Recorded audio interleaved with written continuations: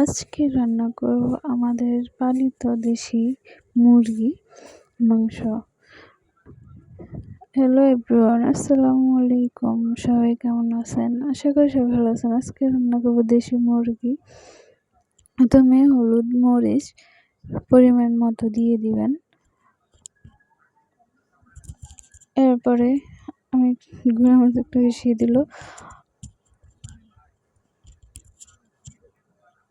আস্তে আস্তে সব কিছু রান্নার যা যা লাগে সব কিছু দিয়ে দিবেন। তেজপাতা, এলাচ, দারচিনি সব কিছু দিয়ে দিল।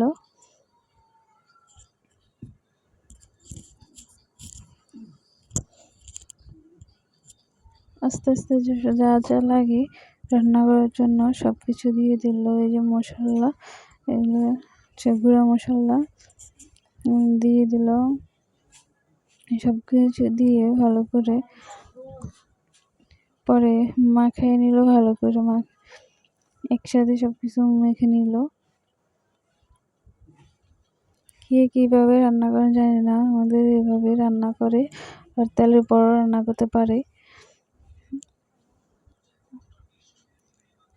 এই যে কালারটা অনেক ভালো আসছে।